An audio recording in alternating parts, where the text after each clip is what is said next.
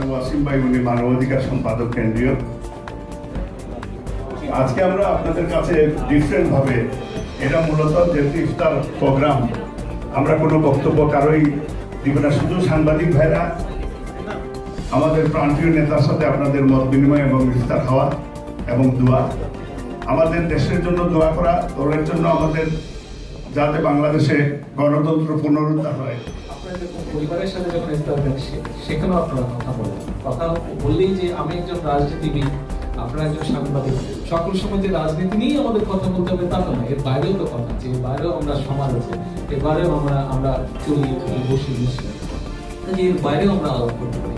তবে যেহেতু আপনাদের পেশা এবং আমার যেটা আদর্শ রাজনীতি সেটার সাথে কম বেশি একটা লিঙ্ক আছে, কিছু হয়তো আলাপ হলেও হতে পারে। বিকজ আমরা হয়তো রাজনৈতিক আদর্শের দিক দিয়ে এখানে যারা আমরা উপস্থিত আছি, আমরা যারা শহীদ জিয়ার আদর্শের রাজনীতি করি, বাংলাদেশ জাতীয়তাবাদী রাজনীতির আদর্শের দিক দিয়ে, এর বাইরেও আজকে অনেকে উপস্থিত আছেন যারা হয়তো বিএনপির আদর্শ করেন না, কিন্তু আমরা এখানে একসাথে বসেছি। অর্থাৎ বিষয়টা হচ্ছে যে আমরা কেন বসেছি, আমরা বিনোদ কেন বিনোদ হয়েছে,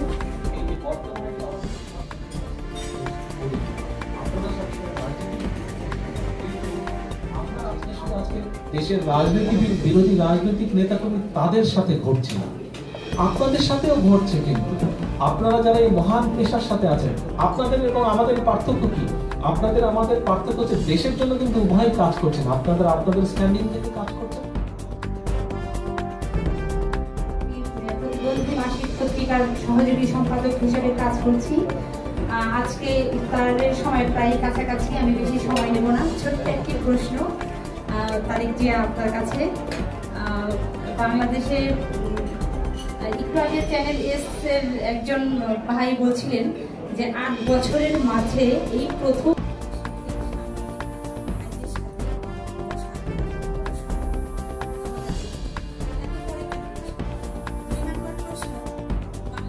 যেভাবে হত্যা গুম চলছে, সে ব্যাপারে সাংবাদিকরা কোনো মনের ভাব ভালোভাবে প্রকাশ করে সাংবাদিকতা করতে পারে না, পত্রিকা লিখতে পারে না, যেই লিখবে তাকে সাইজ করা হচ্ছে।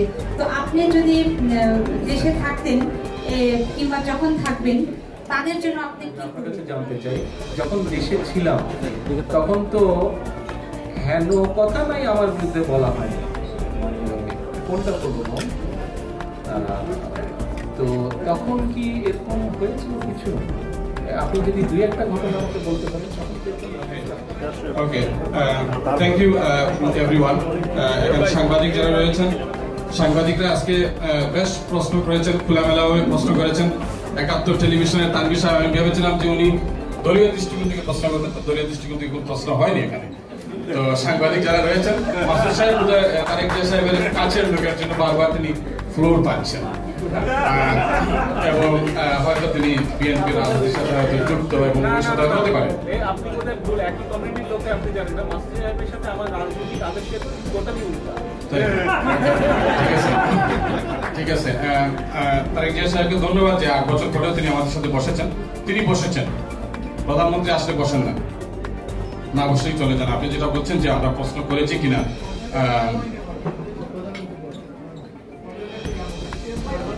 ও আচ্ছা, হ্যাঁ, আওয়ামী লীগের হয়তো কোনো সাংবাদিক যদি আপনিও ক্ষমতায় যান, তাহলে হয়তো আপনিও তখন আপনার দলের লোকদের, দলের যারা অনুগত সাংবাদিক তাদেরকে নিয়ে হয়তো বসবেন। হ্যাঁ, ওকে, আমার তো অভিজ্ঞতা আছে নাকি। আমি যেটি বলতে চাই সেটি হচ্ছে যে বিএনপি এবং আওয়ামী লীগের মধ্যে পার্থক্য কি।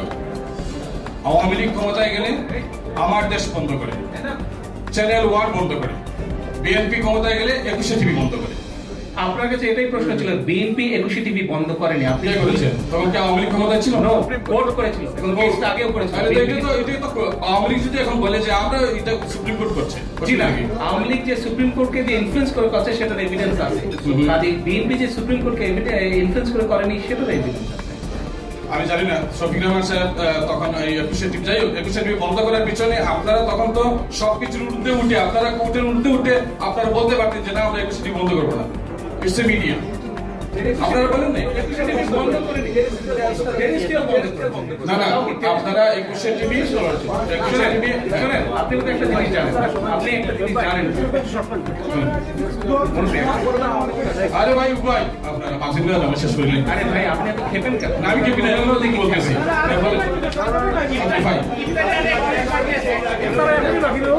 শোনেন শোনেন শোনেন শোনেন আমি যতটুকু জানি এই শোয়েব সাহেব যতটুকু আমি জানি যে বাংলাদেশের যেটা নিয়ম ছিল টিভি সেটা হচ্ছে টেরেস্ট্রিয়াল পারমিশন এখনো তো থাকার লিমিট আছে টেরেস্ট্রিয়াল পারমিশন টিভি থাকে তাদেরকে টেরেস্ট্রিয়াল পারমিশন দেওয়া হয় সেটা বন্ধ করা হয় তাদের ইয়ে ট্রান্সমিশন বন্ধ করা হয় পরে তারা নিজেদের কন্টিনিউ করে সেটা তাদের ব্যাপার আমাদের জামে মসজিদের মৌলানা নজরুল ইসলাম সাহেবকে অনুরোধ করেছি মৌলানা নজরুল ইসলাম জামে মসজিদের ইমাম এক সেকেন্ড সারাওয়ার হোসেন বাংলা টিভি একটা প্রশ্ন আমাকে দিয়ে গেছে আপনার প্রশ্নের উত্তর আমি আগেই দিয়ে দিয়েছি আমার একটা প্রশ্নের মধ্যে ঠিক আছে প্রশ্নের মধ্যে দিয়ে দিয়েছি সাংবাদিক সম্মেলন উপস্থাপক বিশিষ্ট সাংবাদিকরা সিরাজুল রহমান সাহেব ইন্তেকাল করেছেন তার মাগফিরাত আমরা কামনা করছি আল্লাহ আল্লাহ রাহমিন আমাদের বাংলাদেশের জন্য দেশের জাতি এবং স্বার্থের জন্য যত মানুষ আত্মহতি দিয়েছে